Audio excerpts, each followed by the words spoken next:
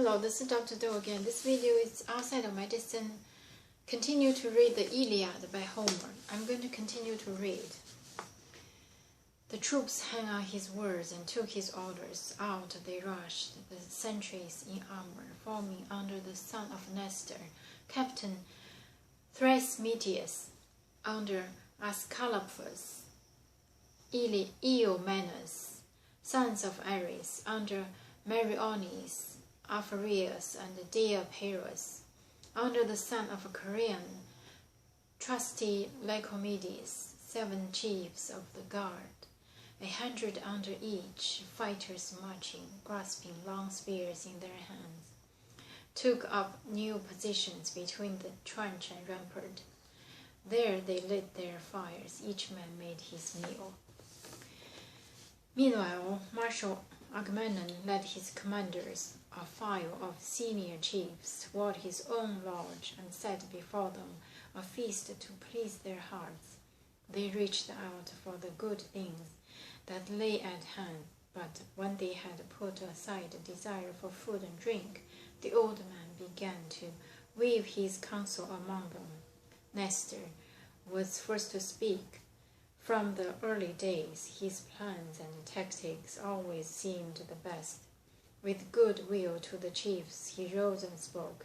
Great marshals, Atrides, lord of men, Agamemnon, with you I will end, my king, with you I will begin, since you hold sway over many warriors, vast armies, and Zeus has placed in your hands the royal scepter and time-honored laws. So you will advise them well. So you, above all, must speak your mind and listen and carry out the next man's counsel too.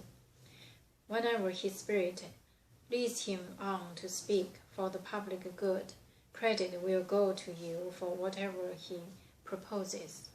Now I will tell you what seems best to me. No one will offer a better plan than this.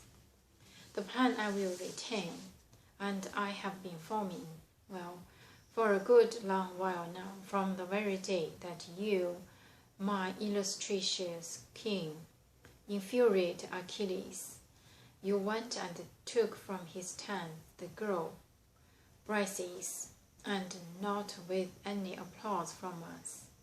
Far from it. I, for one, I urge you against it strenuously, but you gave way to your overbearing anger, disgraced the great man the gods themselves esteem. You seized his gift of honor and keep her still. But even so, late as it is, let us contrive to set all this to rights, to bring him around, and with gifts of friendship and warm, winning words. And Agamemnon, the lord of men, consented quickly. That's no lie, old man, a full account you gave to all my acts of madness. Mad behind I was. Not even I would deny it. Why, look, that man is worth an entire army. The fighter Zeus holds dear with all his heart. How he exalts him now, and mauls Achilles' forces. But since I was blinded, lost in my own inhuman rage, now, at last, I am bent on setting things to rights. I will give a priceless ransom paid for friendship. Here, before you all, I'll name in full the splendid gift I offer: 7 tripods, never touched by fire, 10 bars of gold, 200 cauldrons, a dozen massive stallions, racers who earn me trophies with their speed. He is no poor man who owns what they have won, not stripped for goods, with all that lovely gold. What trophies those high, strong horses carried off for me. 7 women I will give him, flawless, skilled in crafts, women of Lesbos, the ones I chose my privilege that day. He captured the Lesbos citadel himself. They outclassed the tribes of women in their beauty.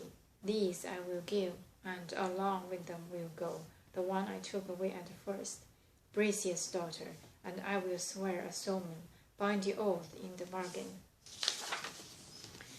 I never mounted her bed, never once made love with her, the nature thing for mankind, man and woman joined. Now all these gifts will be handed him at once. But if later the gods allow us to plunder the great city of Priam, let him enter in when we share the spoils, load the holds of his ship with gold and bronze, as much as his heart desires, and chose for his pleasure 20 chosen women, second only to Argive Helen in their glory. And then, if we can journey home to Achaeans Argos, pride of the breasting earth, he will be my son by marriage. I will even honor him on a par with my Orestes, full grown by now, reared in the lap of luxury. 3 daughters are mine in my well-built house, Chrysosthenes and Laodices and Ephianassa, and he may lead the way, whichever one he likes. With no bride price asked, home to Peleus' house, and I will add a dowry, yes, a magnificent treasure, the likes of which no man has ever offered with his daughter.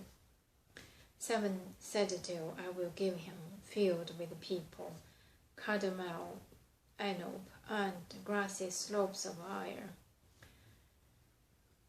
Phyre, the sacrosanct Athene, deep in meadows, rolling Ipy, and Pedasus green with vineyards, all face the sea at the far edge of sandy Pylos. And the men who live within them, reaching sheep flocks, reaching shambling cattle, we honor him like a god. With hordes of gifts and beneath his scepter's sway, live out his laws in sleek and shining peace. All this I would extend to him if he will end his anger. Let him submit to me. Only the god of death is so relentless. Death submits to no one, so mortals hate him most of all the gods. Let him bow down to me. I am greater king. I am the elder born. I claim the greater man. Nestor, the noble charioteer, embraced his offer. Generous marshal Atrides, lord of men Agamemnon. No one could underrate these gifts of yours, not now. The treasure trove you offer Prince Achilles. Come, we will send a detail of picked men. They will go to Achilles' tent with all good speed, quick. Whomever my eye will light on, and in interview the mission's theirs. And all the Phoenix first, Zeus loves the man, so let him lead the way. And then giant Ajax and tactful royal Odysseus, heralds, Odius and Eurybates, you escort them, water for their hands. A reverent silence now, a prayer to Zeus, perhaps he'll show us mercy. I'm going to stop here today and continue next time. Thank you for watching.